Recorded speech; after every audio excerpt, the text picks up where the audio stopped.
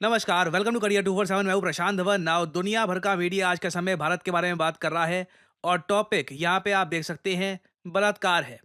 Israeli tourist और एक home stay host, एक भारतीय महिला, दोनों का बलात्कार हुआ है। एक आदमी को मार दिया गया। जो दरिंदे लोग होंगे ना ये करने वाले, आप इमेजिन करके देखिए।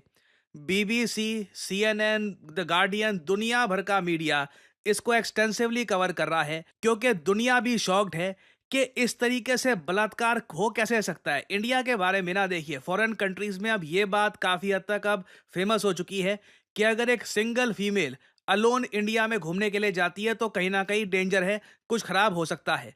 इस पर्टिकुलर केस में दो महिलाएं थी, इनके साथ तीन मेल थे।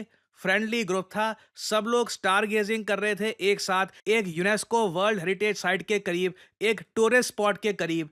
अचानक से कुछ दरिंदे आते हैं, 150 रुपए मांगते हैं, उनको पैसा नहीं मिलता और उसके बाद वो लोग वायलेंस करते हैं। जो तीन मेल थे जिनमें से एक अमेरिकन भी था, उसको कैनाल में फेंक दिया जाता है, पानी में फेंक दिया जाता है। एक आदमी की डूब के मृत्यु हो जाती है और उसके बाद जो दो महिलाएं हैं, एक इजरायली एक भारतीय, उनके साथ बलात्कार होता है। अब यहाँ पे आप बताइए, वर्ल्ड मीडिया यही क्वेश्चन रेस कर रहा है कि अगर एक फॉरेन वुमेन तीन मेल के साथ भी एक टूरिस्ट लोकेशन के करीब है इंडिया में, क्या तब भी वो सेफ नहीं है? यहाँ पर आप देख पाओगे हर जगह ये बात साफ साफ लिखी हुई है कि ये लोग कुछ ऐसा नहीं है कि किसी दूर दराज के किसी आइलैंड में घूम रहे थे। The two women were reportedly star gazing. Star gazing होता है जब आप बस तारे देख रहे होते हो शाम को, with three mail travellers when they were attacked near a popular UNESCO World Heritage Site. This is very shameful कि हमारे देश में ये हुआ है। और जिस UNESCO World Heritage Site की हम बात कर रहे हैं, ये है the city of Hampi, Karnataka में आपको मिलेगी। बहुत सारे टूरिस्ट यहाँ पे जाते हैं और एक बार को आप एज्यूम करते हो कि यूनेस्को वर्ल्ड हेरिटेज साइट का जो इलाका है वहां पर तो एटलीस्ट पुलिस काफी एक्टिव होगी, सिक्योरिटी होगी, क्योंकि टूरिस्ट भी यहाँ पर आते हैं और कहीं ना कहीं जो क्रिमिनल माइंडेड लोग हैं उनके माइंड में भी डर होगा कि यहाँ पर तो कुछ ये लोग इस टाइप का ट्राई नहीं कर सकते। मगर आप इन लोगों की जुर्रत देखिए, इन्होंने दो महिलाएं देखी, साथ में तीन मेल भी देखे, तब भी ये लोग रुके नहीं और ये घिनौना काम करके पूरे देश का नाम फिर से इन लोगों ने डुबा दिया है। अब मुझे पता है यहाँ पे आप लोग कहोगे कमेंट सेक्शन में, कई लोग इमोशनल हो जाते हैं, जिसने ये किया है सजा दो, कुछ लोग कहते हैं जी फांसी पे लगा दो, ये तो बहुत गलत काम किया है। प्रॉब्लम देखो भारत में यही है कि हमको सुनने में नहीं आ रहा कि बलात्कारियों को कड़ी सजा मिली है। मैं आपको एक बहुत ज्यादा सैड एग्जांपल बताता हूं। 9 अगस्त 2024 को आप सबको याद होगा, वेस्ट बंगाल की कैपिटल कोलकाता में घिनौना रेप केस सामने आया था।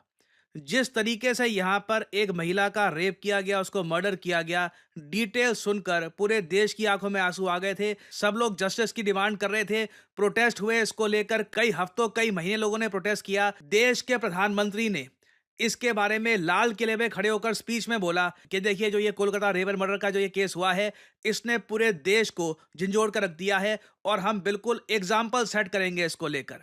कुछ चिंता की बातें भी आती हैं और मैं आज लाल किले से फिर बार एक अपनी पीड़ा व्यक्त करना चाहता हूं। एक समाज के नाते हमें गंभीरता से सोचना होगा कि हमारी माताओं, बहनों, बेटियों के प्रति जो अत्याचार हो रहे हैं, उसके प्रति देश का आक्रोश है, जन सामान्य का आक्रोश है। इस आक्रोश को मैं महसूस कर रहा हूं। इसको देश को, समाज को, हमारी राज्य सरकारों को गंभीरता से लेना होगा। महिलाओं के विरुद्ध अपराधों की जल्द से जल्द जांच हो। नाउ देश के पीएम ने इस टॉपिक को रेस किया लाल किले से। कई सेलिब्रिटीज थी, उन्होंने सोशल मीडिया पर बहुत सारी पोस्ट करी कि देखिए ये रेप के स्टैटिस्टिक्स हैं और हालत बहुत ज़रा खराब है, still waiting for a day when all women can be independent and safe. बहुत सारी बातें बोली गई। ये अगस्त 2024 का दृश्य मैं आपको दिखा रहा हूँ। अब हम आ चुके हैं मार्च 2025 में। स्थिति देखिए ये है, जो मदर और फादर हैं ऑफ द मर्डर डॉक्टर, जो जो यहाँ पे विक्टिम थी, जिनको घिनौने तरीके से मार दिया गया था, ये आज के समय दरख्वास्त कर रहे हैं देश के प्रधानमंत्री को और ये कह रहे हैं कि प्लीज हमको जस्टिस दिलवाने में मदद करिए। यहाँ पे आप देख पाओगे इन्होंने रिसेंटली कहा है, I would like to meet the PM and appeal him to intervene in this matter and consider our plea for justice for our deceased daughter.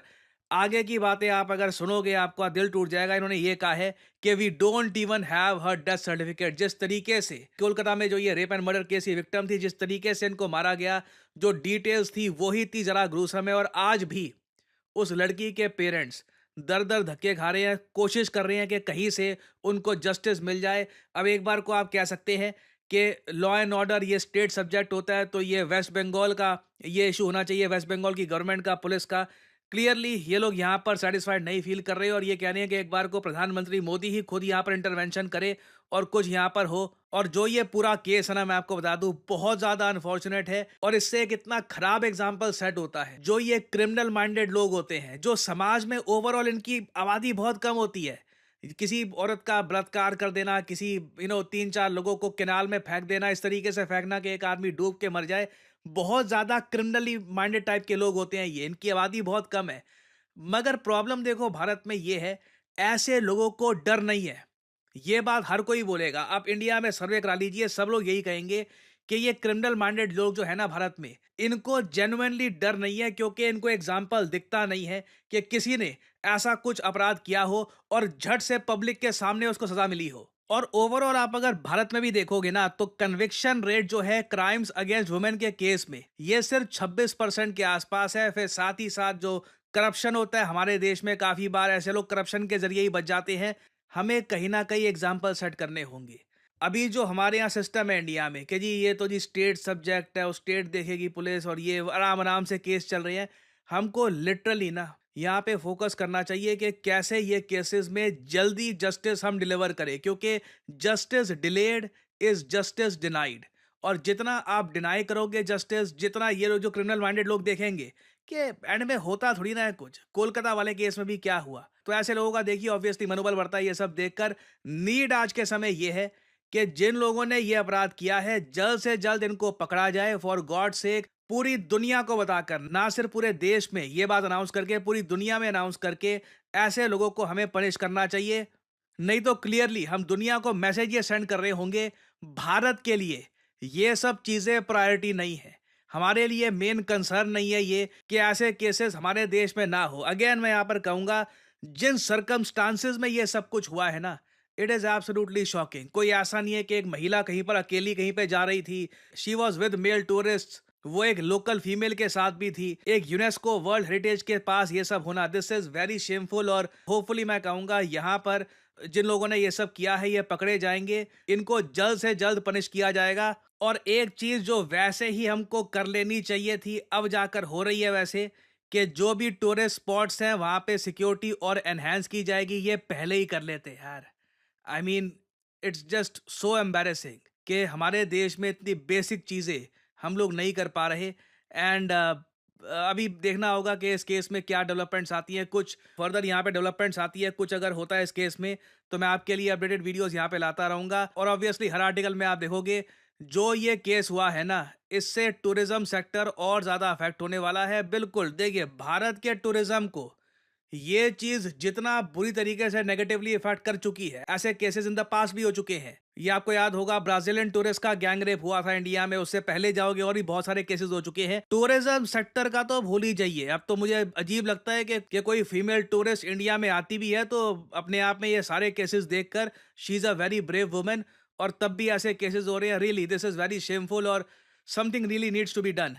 और फाइनली बहुत ही इंपॉर्टेंट जानकारी आप सब लोगों के लिए, एक्सिस बैंक का जो हमारा बैच है, आपको पता होगा मैंने करियर 247 पर इसकी काफ़ी एड्स डाली थी कि डेप्यूटी मैनेजर आप बन सकते हैं एक्सिस बैंक में थ्रू करियर 247। तो जो इसका बैच है यहाँ पर पीवीआरएम का, ये स्टार्ट हो जाएगा 15 मार्च से। ऑलराइट, तो 15 मार्च से पहले पहले जो अपना फॉर्म है फिल कर लीजिए। असेसमेंट टेस्ट जो है करियर 247 का दे दीजिए।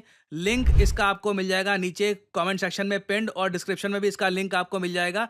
And you can do this. और मैं आपको बता दूं, ऑलरेडी करीब 15 लोग करियर 247 के थ्रू एक्सिस बैंक में डेप्यूटी मैनेजर बन चुके हैं। हम कोशिश करेंगे बहुत ही जल्द उनके टेस्टिमोनियल्स भी आपके लिए लेकर आएं।